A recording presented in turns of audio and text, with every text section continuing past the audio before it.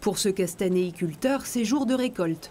Au pied de ces châtaigniers plantés il y a 27 ans, Guy Arnaud ramasse le fruit, tombé en quantité cette année grâce à un climat clément.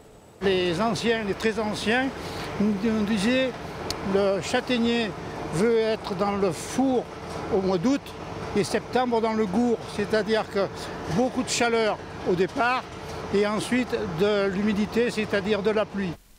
L'an dernier, sur les 14 hectares de cette exploitation familiale, seulement 8 tonnes de châtaignes récoltées, contre plus du double les années ordinaires. Vraiment, on a manqué de châtaignes. Cette année, rien que moi, avec mon premier passage, j'ai dépassé la totalité de l'année dernière. Donc c'est quand même plutôt bien. Et la qualité sanitaire cette année est vraiment exceptionnelle.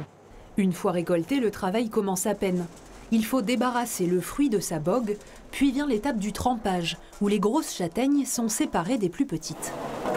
Tout le monde ne calibre pas.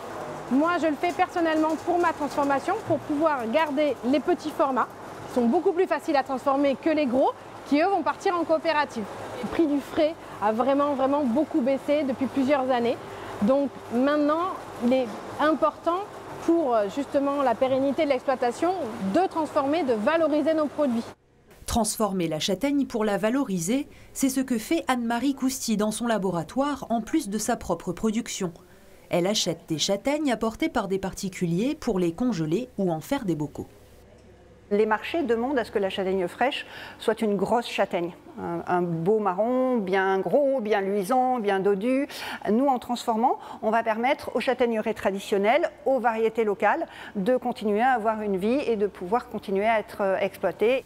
La récolte 2025 s'annonce bonne pour les 150 producteurs de Corrèze, à charge pour eux de valoriser la châtaigne pour l'adapter aux envies des consommateurs.